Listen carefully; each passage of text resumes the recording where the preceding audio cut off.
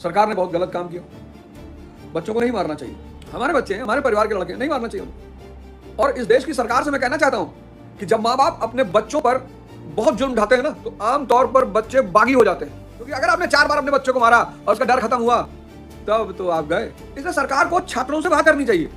परेशान है छात्र, छात्रों का आंदोलन है। जब तक छात्रों के हाथ में रहेगा, देश की जनता की सहानुभूति रहेगी। जैसे उस छात्रों के आंदोलन में और बहुत सारे लोग कूद जाएंगे, तो सहानुभूति खत्म हो जाएगी।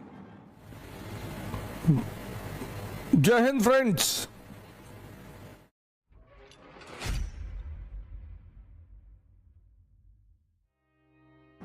सीजीपी का प्रोटेस्ट चल रहा है, कॉकरोच जनता पार्टी का सीजेपी। सरकार ने बहुत गलत काम किया।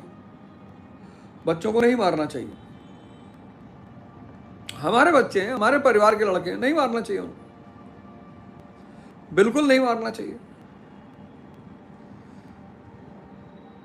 जब बच्चे बाहर बैठे हैं, लड़के बैठे हैं, 4 IAS ऑफिसर की एक कमेटी बना के एक डेलीगेशन भेज देना था कि भाई बात करो, जो सरलतम रास्ता निकला था उस पर काम कर लेते हैं। जब कुकर दब गया, भाई सोनम वांगचुक जी को मैं सलाम करता हूं।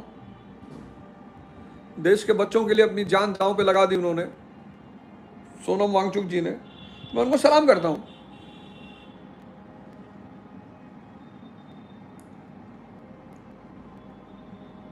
और इस देश की सरकार से मैं कहना चाहता हूं कि जब माँ बाप अपने बच्चों पर बहुत जुल्म ढाते हैं ना, तो आमतौर पर बच्चे बागी हो जाते हैं। भाई 4 बार मार दोगे, डर खत्म हो जाएगा। और डर खत्म हुआ, इसलिए बहुत समझदार जो माँ बाप रहे, उन्होंने अपने बच्चों को जल्दी मारा नहीं, सिर्फ आंख दिखाया। अगर आंख दिखाने में वो समझ गए तो माँ बाप ने उसके बाद कुछ बोला ही नहीं। क्योंकि अगर आपने 4 बार अपने बच्चों को मारा और उसका डर खत्म हुआ, तब तो आप गए। इसलिए सरकार को छात्रों से बात करनी चाहिए। परेशान है छात्र,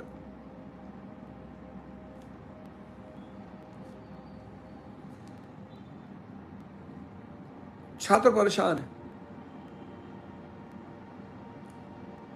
सरकार को बात करनी चाहिए, बिल्कुल करनी चाहिए, एकदम करनी चाहिए। इस मुद्दे को जितनी जल्दी हो सके उसे सुलझा लेना चाहिए। बच्चों को एक सशक्त आश्वासन मिलना चाहिए कि अब आपके भविष्य से कोई भी खिलवाड़ नहीं किया जाएगा।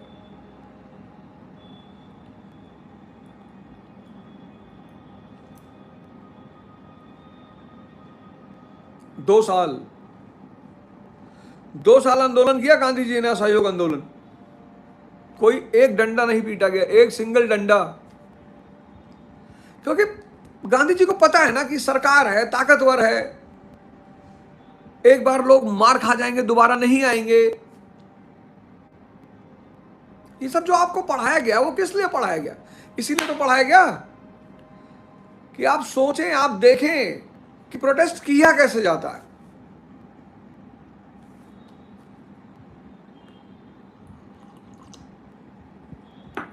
अपने प्रोटेस्ट का नेतृत्व तो आप अपने पास रखें। मॉरल सपोर्ट जितने लोग दे रहे हैं, एकदम लीजिए उनका सपोर्ट,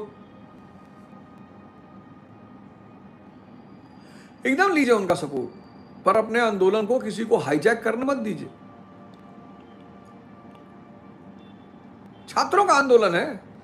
जब तक छात्रों के हाथ में रहेगा, देश की जनता की सहानुभूति रहेगी। जैसे उस छात्रों के आंदोलन में और बहुत सारे लोग कूद जाएंगे, तो सहानुभूति खत्म हो जाएगी। और सरकार से मैं निवेदन करूंगा कि जितनी जल्दी हो सके, जितनी जल्दी आप इस चुनौती को खत्म करें। और छात्र जैसा चाहते हैं कि भविष्य में उनके भाग्य के साथ, उनके भविष्य के साथ बल ना किया जाए दुर्व्यवहार, तो उससे उनको बचाने का आश्वासन दें। जो प्रेजेंट माहौल है देश का और दुनिया का, बहुत खतरनाक माहौल है। बहुत अनिश्चितता और डर तो हर आदमी के गले में आके बैठ गई कि क्या होगा।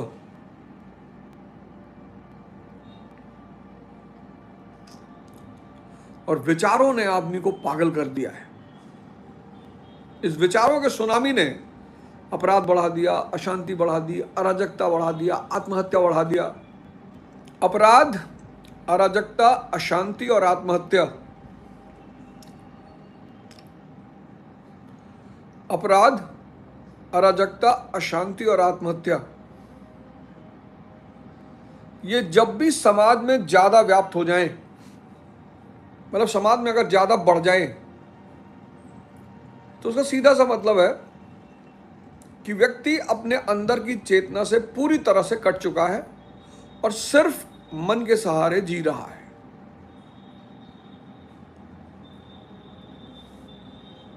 अपराध,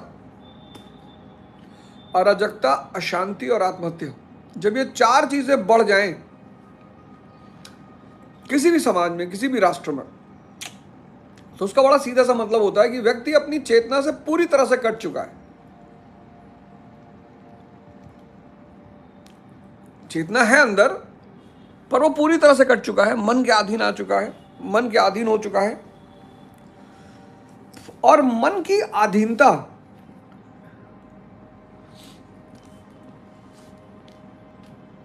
बहुत विनाश करती है। एक्चुअली आपका और हमारा जो मन है ना, वो ईश्वर को खोज रहा है, उसकी खोज ईश्वर की है। ये सत्य है। मैंने कई बार संतों से सुना, आचार्य रजनीश की किताब भी मैंने पढ़ी, उसमें कहा, उन्होंने कहा कि ये जो सुख है ना, ये ईश्वर का स्वाद है।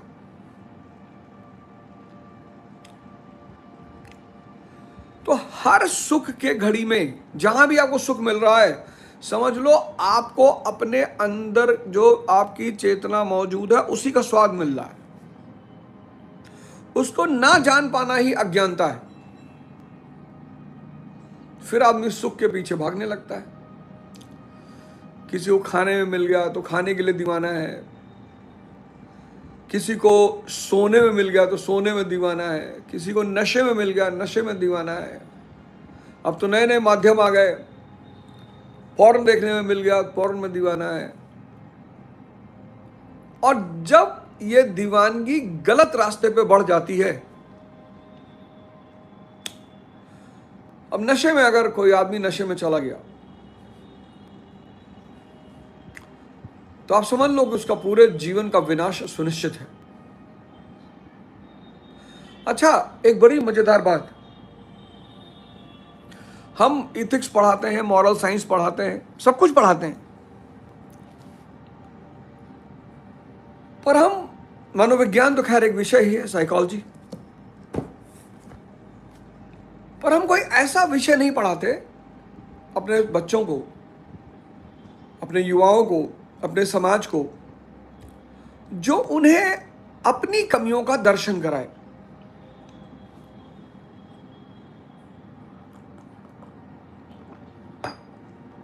मैं बार बार आपसे एक बात कहता हूं कि मन के चार फीचर हैं। मन अंधा है, मन बेहोश है, द्वंद्व का शिकार है और आदत। ये चार फीचर हैं मन के। मन अंधा है, मन बेहोश है, आदत और द्वंद्व। आप इमेजिन करो, सोचो सिर्फ, और इसको एक्सपेरिमेंट भी करो कि क्या ये वास्तव में अंधा है, क्या वास्तव में बेहोशी इसको पसंद है, क्या ये आदत का शिकार हो जाता है, क्या द्वंद्व इसका लक्षण है। आप कोई भी काम करने जाओगे ना, कोई भी, ये उसका दूसरा पहलू तुरंत आपके सामने रख देगा।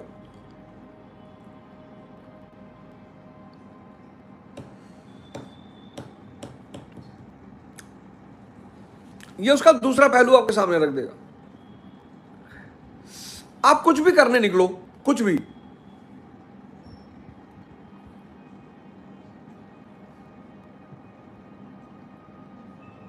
ये उसका दूसरा पहलू आपके सामने रख देगा कि साहब ये भी हो सकता है, ये भी हो सकता है, ऐसा भी हो सकता है।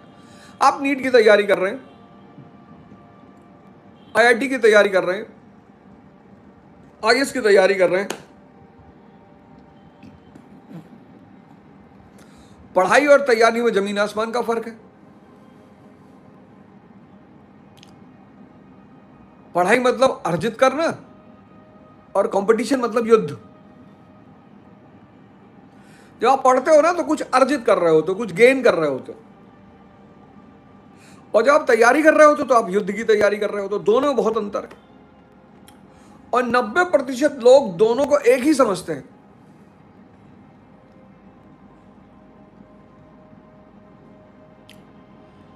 अब अगर 2 साल से आप नीट की तैयारी कर रहे हो और आपको नहीं पता न्यूट्रिएंट्स क्या होते हैं, भाई जो आदमी 2 साल नीट की तैयारी करेगा वो कम से कम बॉटनी और जूलॉजी बहुत अच्छी पढ़ा लेगा।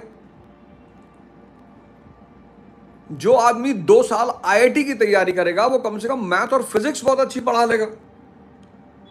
जो आदमी 2 साल आईएएस की तैयारी कर लेगा वो जर्नलिस्ट हो सकता है, एमबीए कर सकता है, एंटरप्रेन्योर हो सकता है, लॉयर हो सकता है।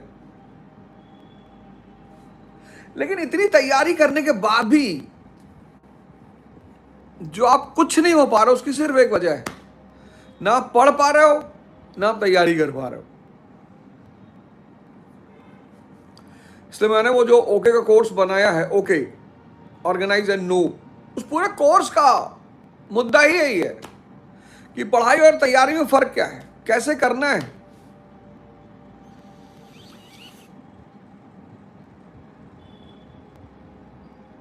पढ़ाई और तैयारी में फर्क क्या है और कैसे करना है। और जितने लोगों ने उस कोर्स को लिया, मतलब कई लोगों के मैसेज मेरे पास आए और कहा कि सर बिल्कुल स्पष्ट हो गया कि भाई साहब तैयारी का मतलब क्या, पढ़ाई का मतलब क्या है। एक शो और करूंगा, संडे को गीता का आ रहा है, सैटरडे को एक शो और करूंगा। सैटरडे को मेरा एक शो आ रहा है ललन टॉप पे, मास्टर साहब इन द न्यूज रूम। वो शो जरूर देखिएगा। इसलिए देखिएगा क्योंकि उस शो से आपको इतिहास पढ़ने का तरीका पता चलेगा। वो तो शो है रैंडम। मैंने जब वो शो किया तो ललन टॉप पे कई लोग बड़े आश्चर्यचकित हुए कि कुछ सामने नहीं रखेंगे, टेलीप्रॉम्प्टर का इस्तेमाल नहीं करेंगे, कुछ देखेंगे नहीं। अरे मैंने कहा यहाँ इतना बड़ा लैब कंप्यूटर है, इतना बड़ा ये सिस्टम है, सब सेव है इसमें, कुछ देख के पढ़ाया तो क्या पढ़ाया। बहुत प्यारी चीज है पढ़ाई। मतलब पढ़ाई से ज्यादा सुंदर चीज, पढ़ाई से ज्यादा बड़ी चीज, पढ़ाई से ज्यादा महान चीज कोई है ही नहीं।